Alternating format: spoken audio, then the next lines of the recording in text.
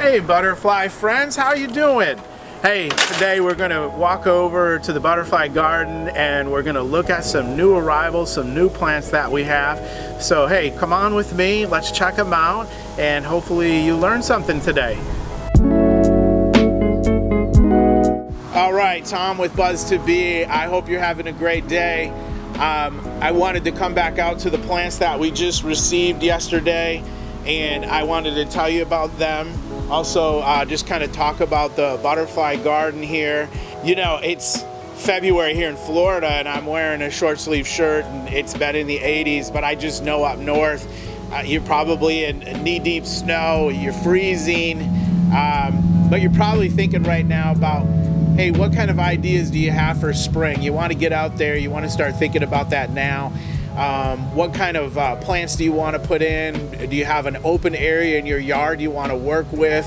And in my case here, all I'm doing is simply adding to some of the plants that I already have, maybe introducing a couple new plants. This first plant here, this is a Buddleia, and I do go to nurseries frequently, different ones that I trust, that I like to work with. And yesterday, this was one that I do not have, and this was covered with butterflies at the nursery that I was over visiting. They have bigger ones than this, but I just thought I would try some of the smaller ones and maybe clump them together in a group and see how it looked and how they performed. When we put in a butterfly garden, which, you know, I'm trying to get people interested in putting in the butterfly gardens, we are losing certain butterflies. They're losing their natural habitats, and I think if everybody just takes a little space in their yard and maybe puts in a few plants, that would help out our butterflies tremendously. So the first plants I want to talk about that we picked up is we did pick up some different milkweeds. So this guy right here is becoming one of my favorites. This is a giant milkweed. This guy right here will get up to 6-7 feet tall. We have one behind us. It was hit in the windstorm. So that one right there is about 4.5 feet tall.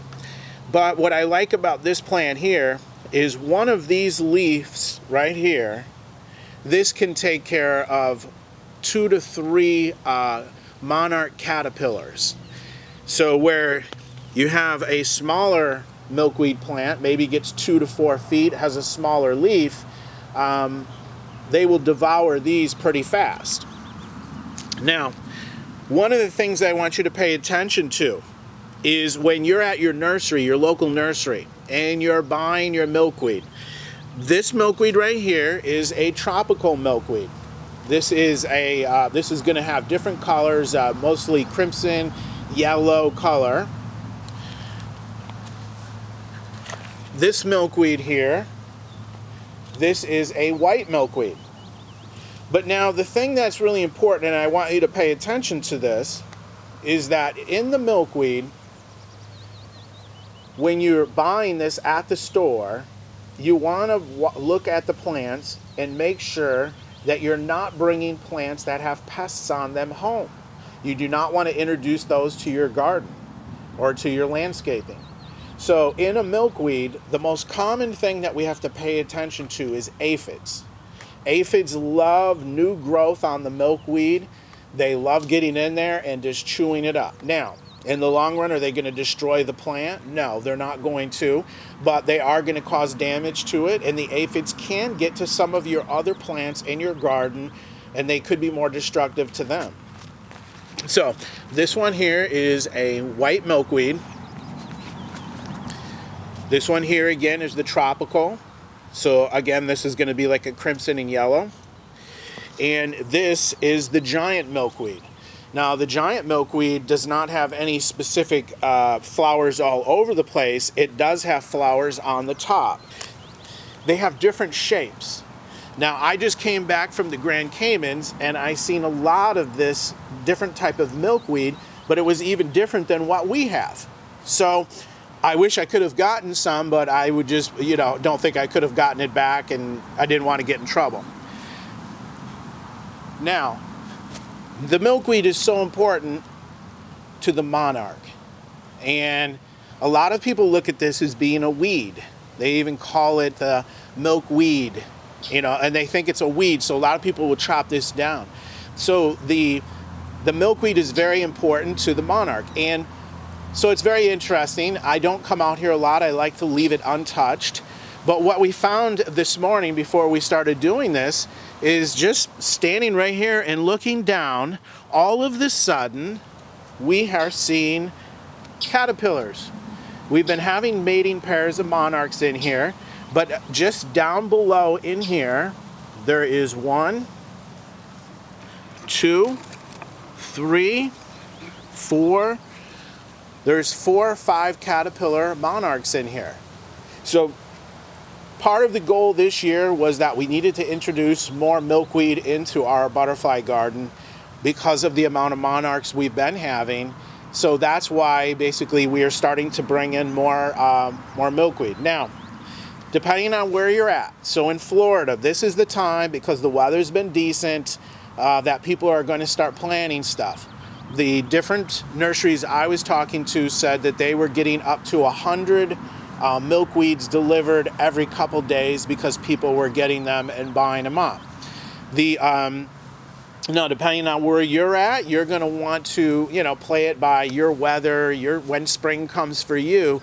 But if you want to get milkweed, you need to get with a nursery that is, first off, does not spray these with a bunch of chemicals. I actually do not introduce them into the butterfly garden for a week if they're been sprayed with any kind of chemicals or ornamental soaps or things like that. I don't want them in there because I don't want the butterflies to land on them, start eating it, or the caterpillars, and then the next thing you know, it makes them sick and they're not successful. So anyways, so the milkweed is so important to the monarch butterfly. I hope that you introduce some to your garden, and I hope talking about the milkweed is helpful. Now, again, we'll go back to this buddleia. We're going to put these buddleias in here, different spots. We're going to put them together. This is really just a nectar plant.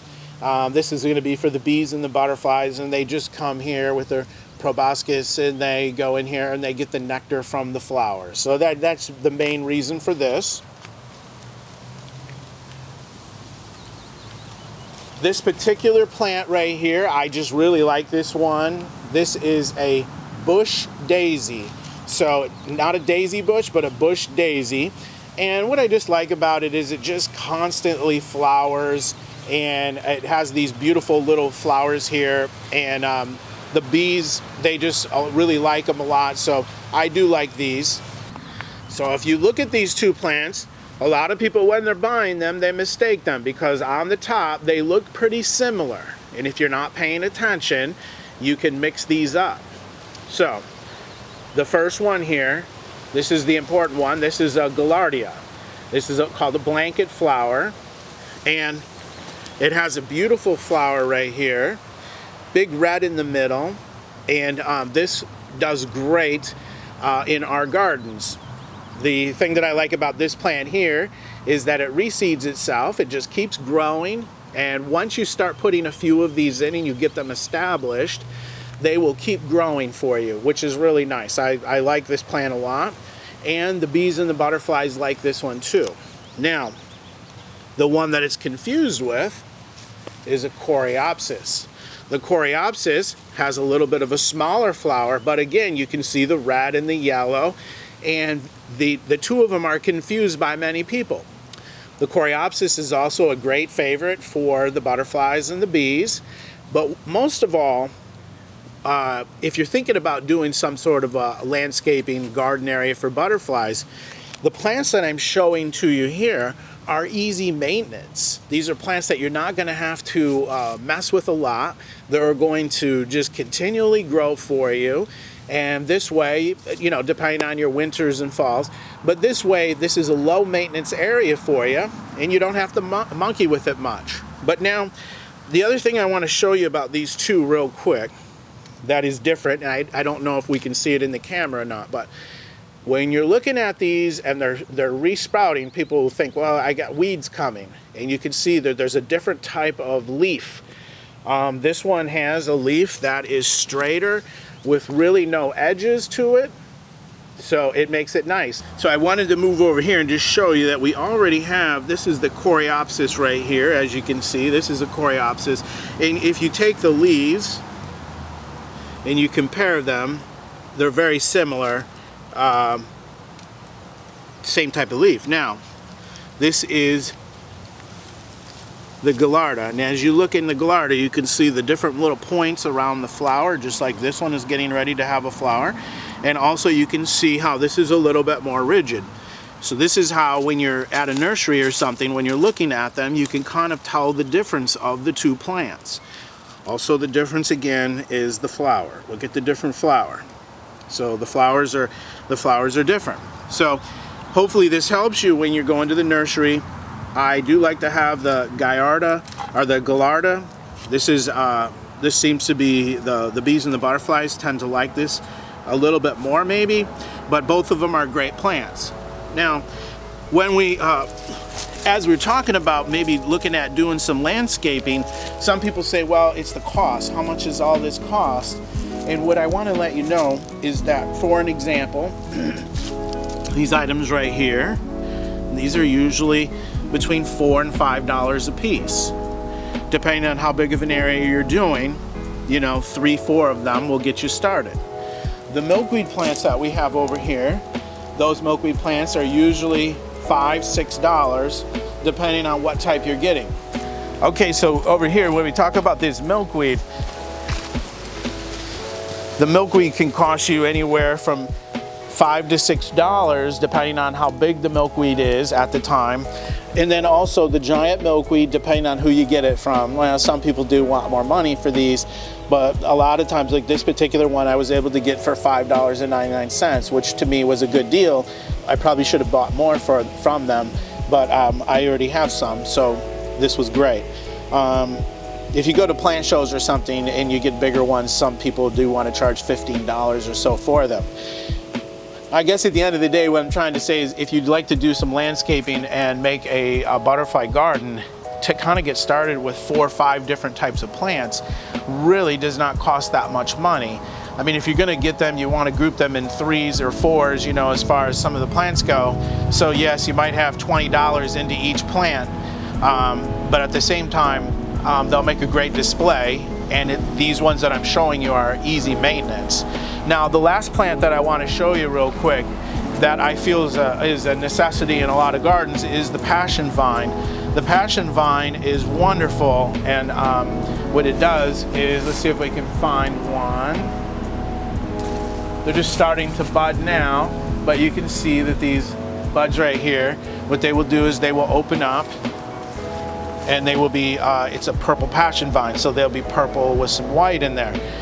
The butterflies just love it, but what this is mostly is this is a host plant for the Gulf Fritillary and the variegated Fritillary. They will lay their eggs on here, and surprisingly, we've also had some swallowtails that have also laid their caterpillars in here, and they've turned into chrysalids, and we've watched them have their butterflies. And you can kind of see that one of them over here, here's an empty chrysala, and this one had already hatched and is gone. Also, here's a passion vine that's getting ready to open up. You can see it right here.